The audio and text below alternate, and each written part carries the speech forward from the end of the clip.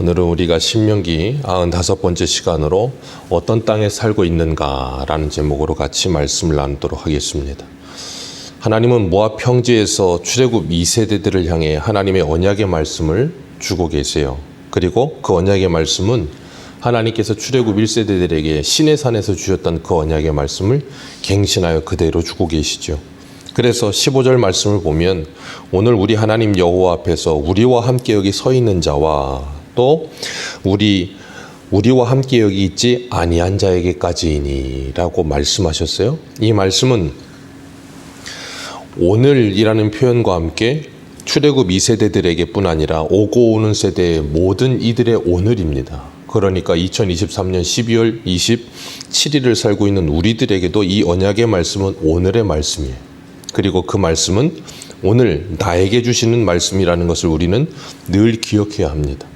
우리가 하나님의 말씀을 받을 때 그 말씀이 다른 누구에게 필요한 말씀이 아니라 하나님께서 지금 나에게 가장 필요한 말씀이기 때문에 이 말씀을 주신다는 것을 우리가 늘 마음으로 기억하고 생각할 때 우리는 오늘을 살게 되는 거예요.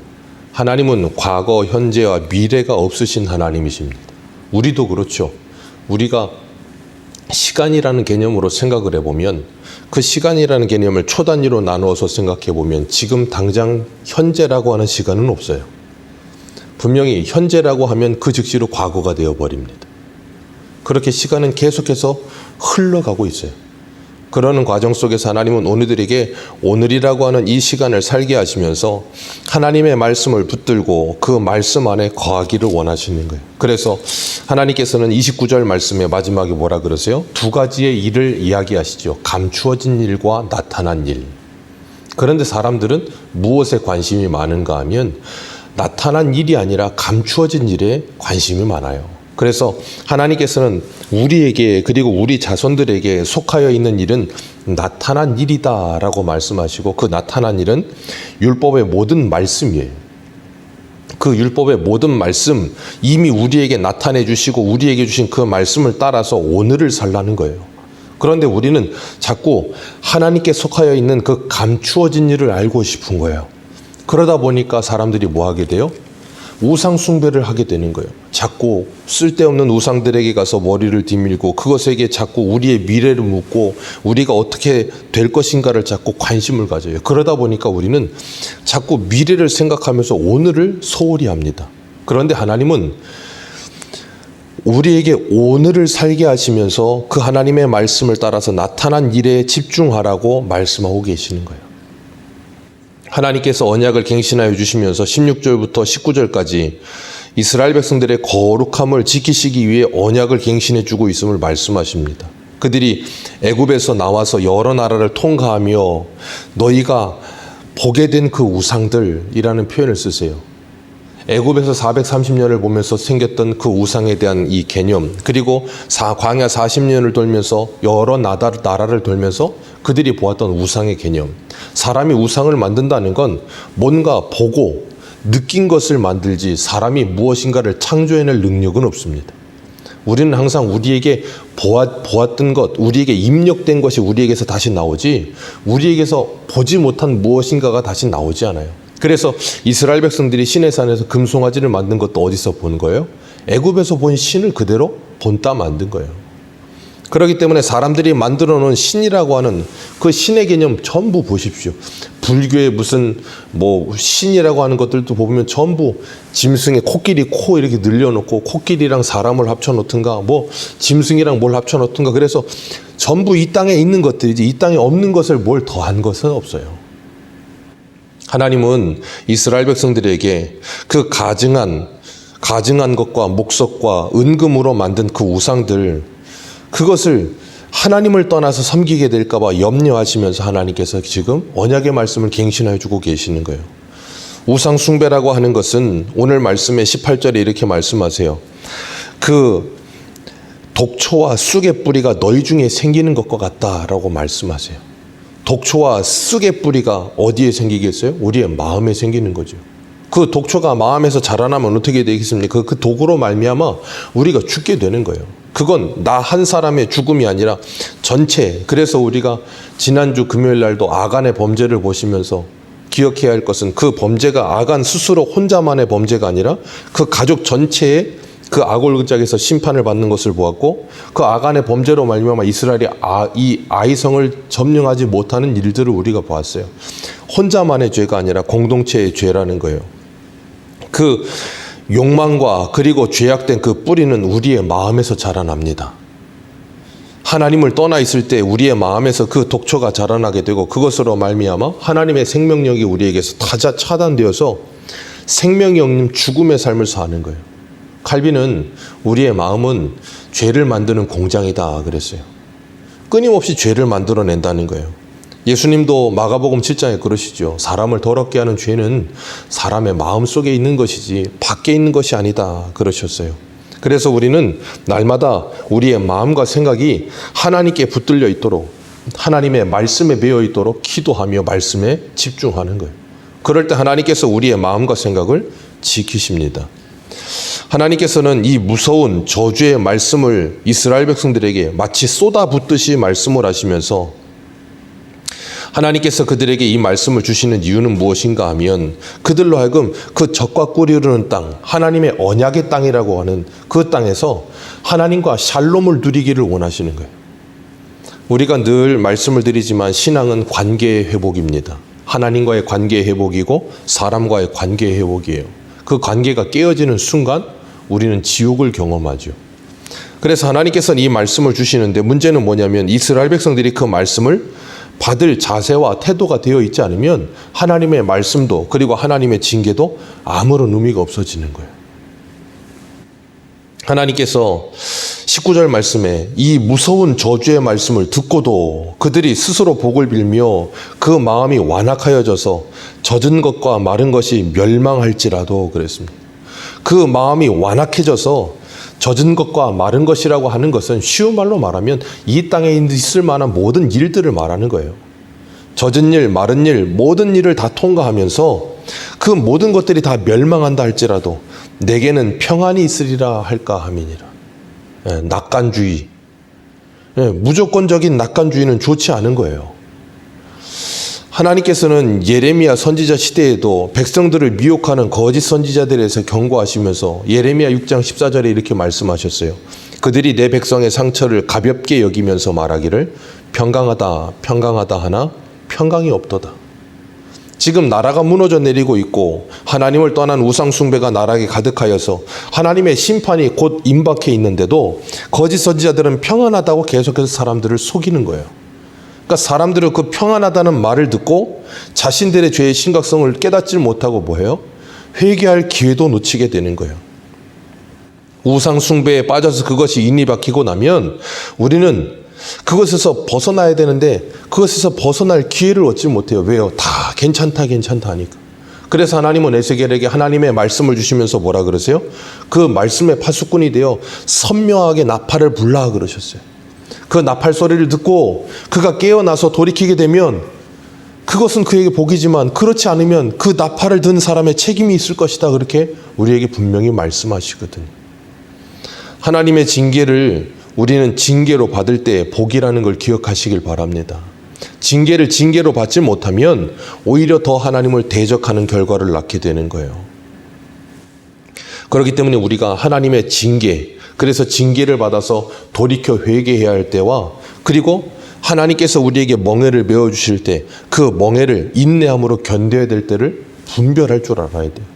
이 징계를 통해서 징계를 주실 때는 빨리 돌이키라고 주시는 것이고, 멍에를 주실 때는 그 멍에를 메고 잠잠히 기다리라고 인내하라고 주시는 것인데, 그걸 분별을 못하고 자꾸 멍에를 메야 될 때 돌이키려고 하고 돌이켜야 될 때 멍에를 메려고 하면 참 인생이 고달파지는 거죠. 그래서 우리는 하나님의 말씀과 기도 가운데 깨어 있어야 그걸 분별할 수 있어요.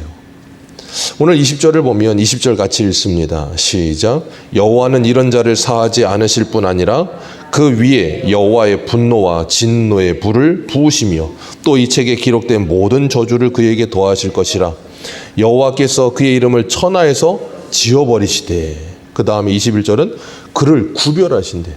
우리는 구별한다 그러면 항상 좋은 쪽으로만 생각이 되는데, 여기서는 진노를 쏟아붓기 위해서 구별해 내시는 거예요.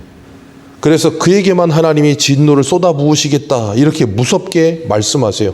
그 모든 일의 시작이 뭐예요? 하나님을 떠나 우상 숭배함. 그걸 예레미야 2장에서 뭐라 그랬습니까? 생수에 근원된 하나님을 떠나 스스로 웅덩이를 판 것인데 터진 웅덩이라. 그게 바로 우상 숭배하는 사람들의 모습이라는 거예요. 그런데 하나님께서 그 징계를 멈추시질 않아요. 멈추질 않고 그에게 계속해서 그 징계를 쏟아부으시는 거예요. 이유는 하나입니다.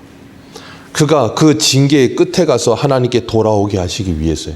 마치 누가복음의 탕자의 비유처럼 아버지를 떠나 모든 재산을 탕진하고 나중에는 돼지들이나 먹는 그 쥐염 열매, 그것도 주는 사람이 없어서 어떻게 돼요? 아버지를 기억하게 돼요. 그리고 아버지께 돌아오게 됩니다. 그때 그 아버지는 어떻게 합니까?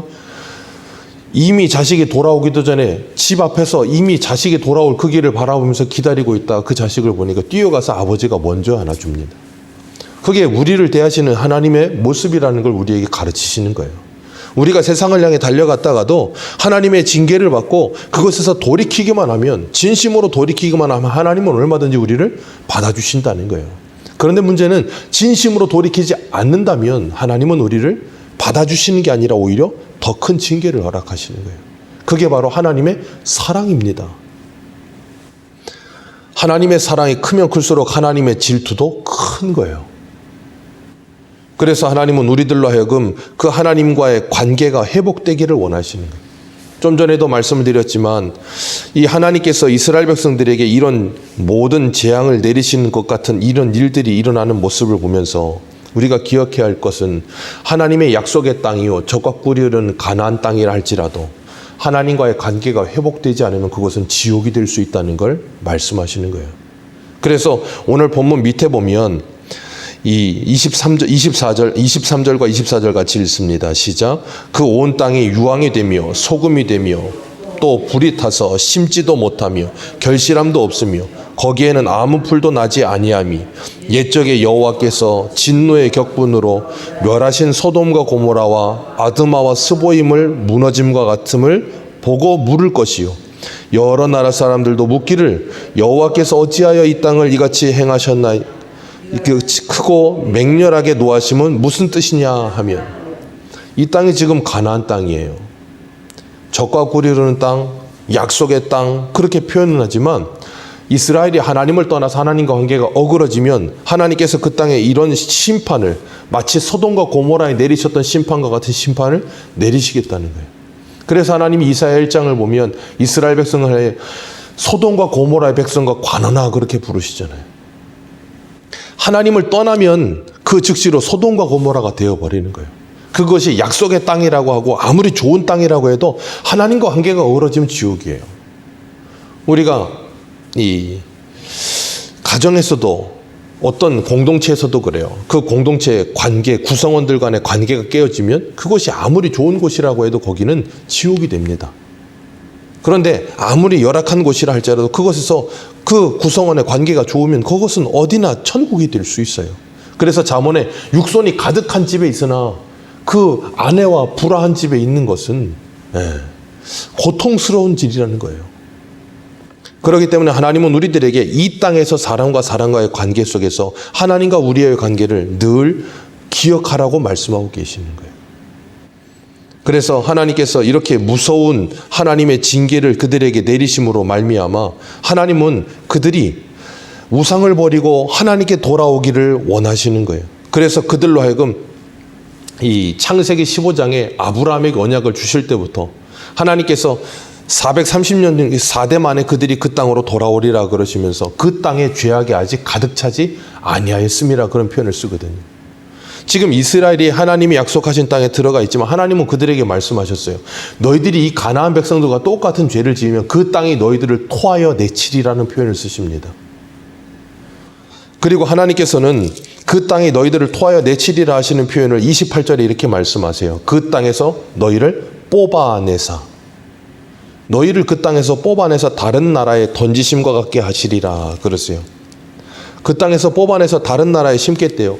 북이스라엘이 아수르에 심기고 남유다가 바벨론에 심기고 그래서 그들이 그렇게 좋아하는 우상 숭배를 가서 그냥 넘치도록 섬기게 만들겠다는 게. 그래서 그들이 그곳에 가서 우상 숭배를 넘치도록 하면서 노예 생활을 하면 얼마나 비참하겠어요. 그러니까 노예 생활 가운데 우상 숭배가 기쁘지 않고 비참함이 되는 걸 그들이 체감하게 하면서 이게 얼마나 무익하고 얼마나 이 비참한 일인가를 깨닫고 하나님께 돌아오게 하시는 거예요. 그러니까 하나님은 이 심판과도 같은 하나님의 징계를 내리심으로 예레미야 29장 11절에 이렇게 말씀하셨어요. 여호와의 말씀이니라 너희를 향한 나의 생각은 내가 하나니 평안이요 재앙이 아니라 너희에게 미래와 소망을 주려는 것이라. 히브리서 12장에도 이렇게 말씀하시죠. 무릇 징계가 당시에는 즐거워 보이지 않으나 증거 보이지 않고 슬퍼 보이나 후에 그로 말미암아 연단을 받은 자들은 의와 평강의 열매를 맺느니라. 하나님의 징계는 무섭습니다. 하나님의 징계는 즐거워 보이지 않습니다. 오히려 슬퍼 보입니다. 그래서 마치 예전의 부모님들은 자녀들에게 뭔가를 잘못하면 혼을 내죠. 선생님들도 매를 들었어요. 근데 제일 아이러니했던 게 그 매에다가 선생님 중에 어떤 분들은 사랑의 매라는 글자를 써놓으신 분들이 있어요.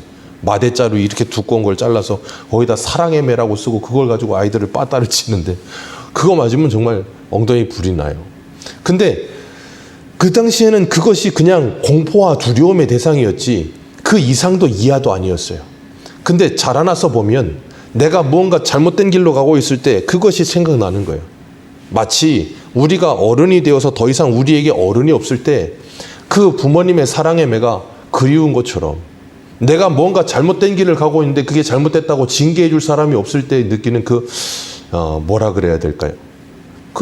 어떻게 말로 표현할 수 없는 그런 일들을 겪게 될 때 그것이 얼마나 부모님의 사랑이었고 관심이었고 그것이 얼마나 참 귀한 것이었는지를 깨닫게 되거든요.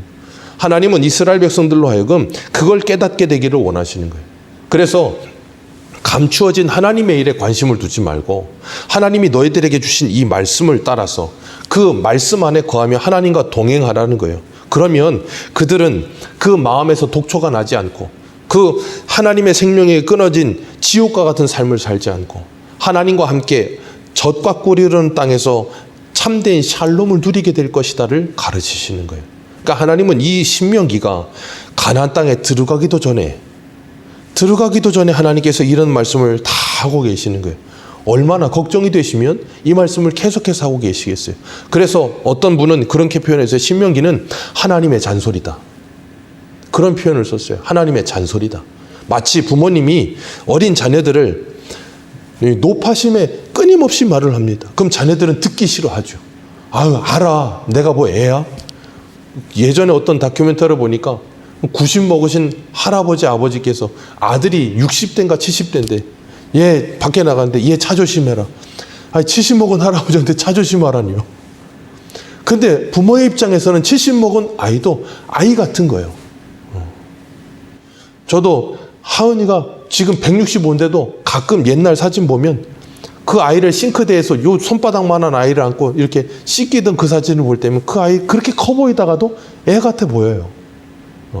부모의 입장은 그런 거거든요. 하나님께서는 이스라엘 백성들을 바라보실 때 그런 입장으로 지금 바라보고 계시는 거예요. 그리고 그들이 하나님을 떠나 지옥 같은 삶을 살지 않고 하나님과 함께 그 젖과 꿀이 흐르는 땅에서 하나님의 나라를 경험하며 살기를 원하시는 거예요. 오늘도 하나님이 우리에게 주신 이 땅에서 우리는 어떤 땅을 살 것인가? 젖과 꿀이 흐르는 땅을 살 것인가? 아니면 지옥과 같은 삶을 살 것인가? 하나님은 우리 앞에 펼쳐놓으셨습니다. 그리고 우리에게 선택하라고 오늘도 말씀하십니다. 그 하나님의 말씀을 붙들고 주님과 함께 동행하는 복된 하루 되시기를 주님의 이름으로 축복합니다. 기도하겠습니다.